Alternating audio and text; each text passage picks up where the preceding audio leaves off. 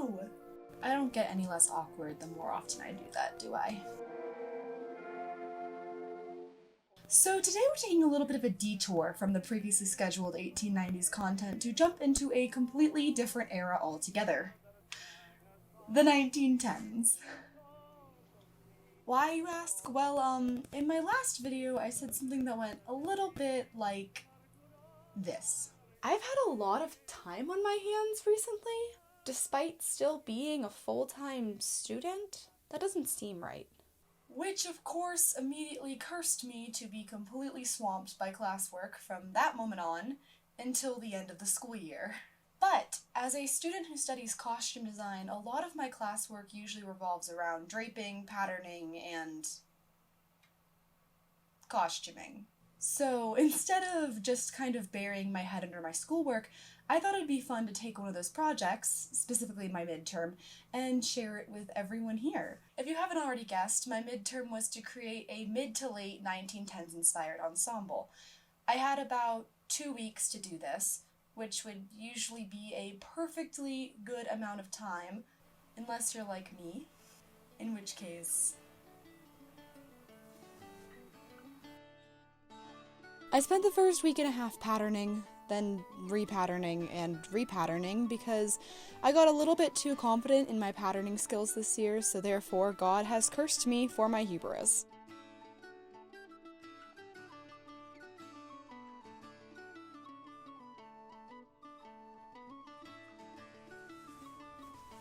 And then, of course, it wouldn't be a midterms project if I didn't get distracted by something right off the bat.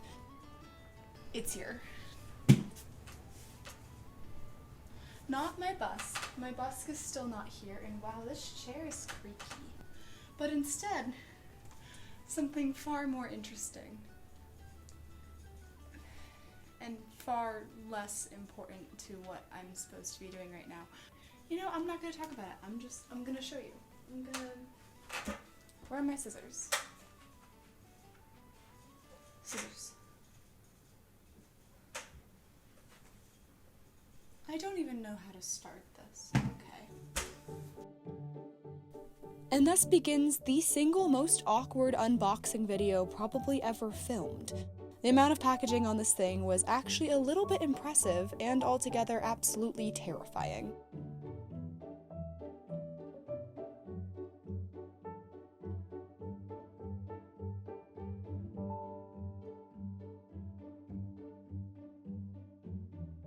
And there she is. Everybody meet Ophelia.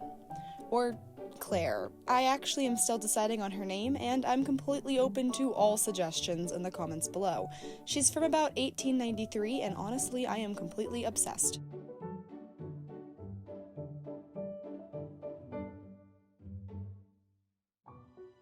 Okay, once that distraction was out of the way, I'm ready to start the actual sewing, with about 3 days to do it. Yay.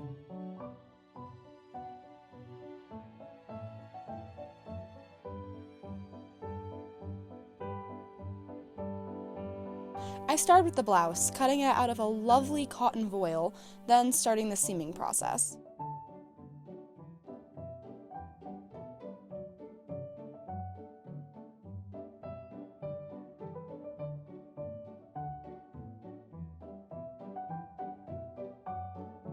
Because this material was somewhat sheer and rather delicate, I decided to use French seams to avoid fraying and to give a nice clean finish. Here I'm trimming down the seam allowance so I can avoid catching it in the seams and having it show on the outside of the garment.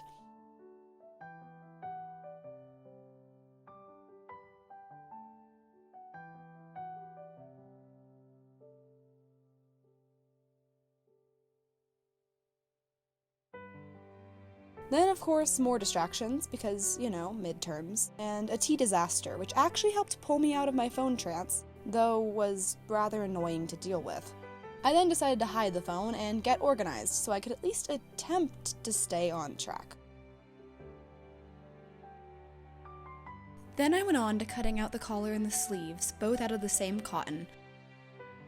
And then it's on to more French seams on the sleeves, because obviously I have an obsession.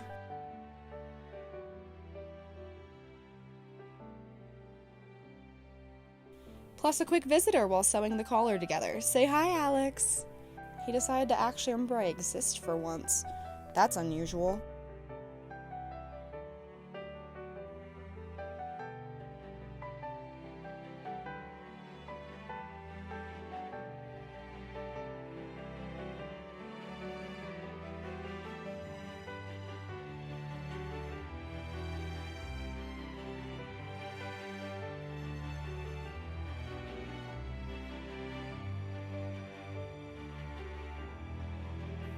I used a tracing wheel to crease the seam allowances on the button facings to make them easier to turn up, then stitched it onto the center front of the bodice.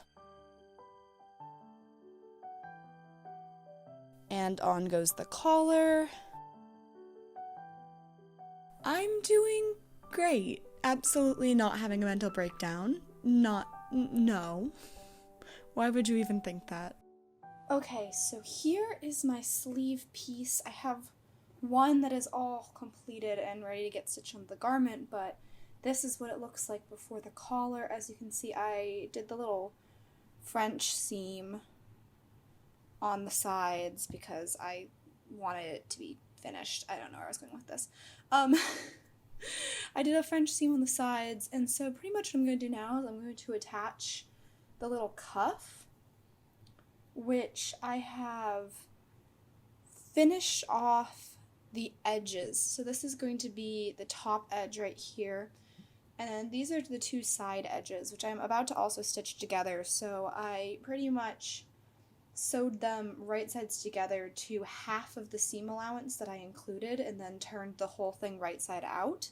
That way when I sew these two sides together, I don't really have to do anything special to finish off the edges, which is nice because I really don't want this to fray too much, so I'm kind of doing my best to finish off as many edges as I can. Also, this is such a sheer fabric, you can honestly see right through it. So, on the other hand, I have done nothing to finish off this bottom edge because, as you can see on my finished one right here, well, kind of, ooh, that's blurry, okay. I'm pretty much just going to sew it to the sleeve, and then I'm going to use a zigzag stitch to finish it off instead of doing anything fancy. The joke is I own a serger that I probably could have used to do that, but that would require setting up the serger because I've never used it before, and honestly, I'm already behind. So, yeah, pretty much what I'm going to do now is I'm just going to sew these two edges together, stitch this onto the sleeve, and then finish the edge and turn the whole thing inside out, and then I will have two sleeves. We're getting somewhere. Maybe. Can you see that? What is this? Where did it come from? I'm confused and concerned. So I finished up the sleeves, then set them into the blouse and stitched them on.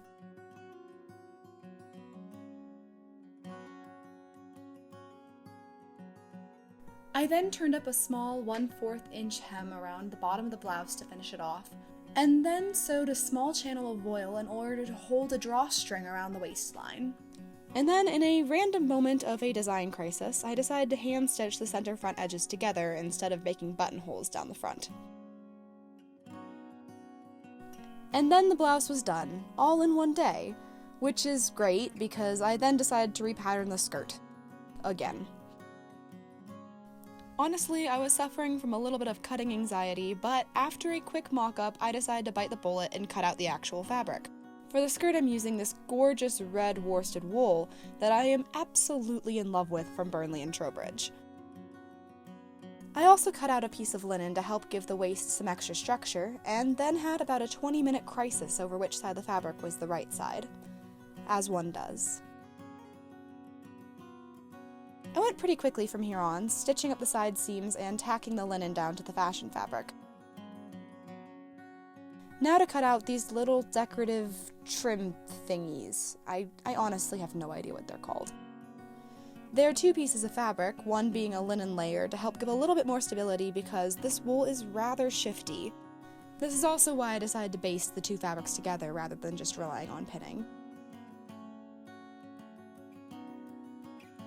After turning under the edges, I then basted, again, to make sure that they were secure before carefully stitching it onto the skirt. In order to let the hem settle, I hung the skirt up overnight, then marked the hem with tailor's chalk and trimmed it down.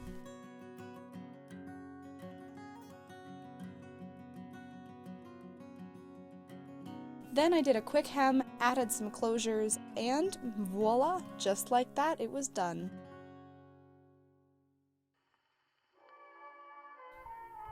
And there you have it. After 3 days of stress sewing, I finished right on time. I did a little bit of a photo shoot in the yard, so I would have some photos to submit for my class, and then I got distracted being overly dramatic and pretending to be a Downton Abbey extra, as any sensible person would do.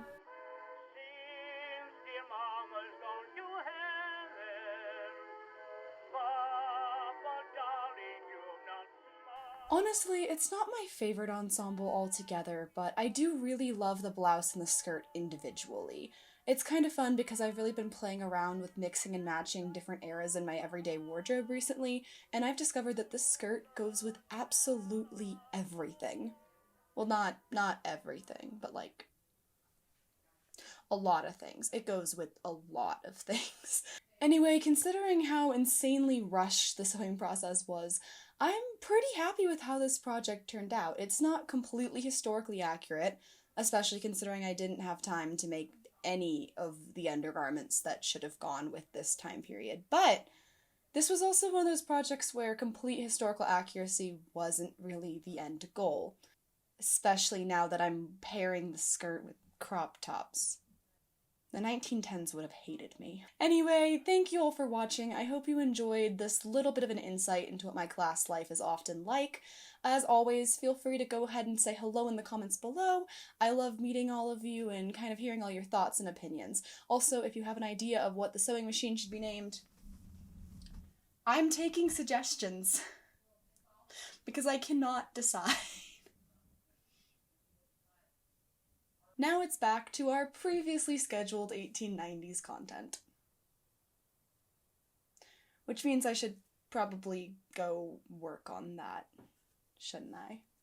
Okay. Well, bye!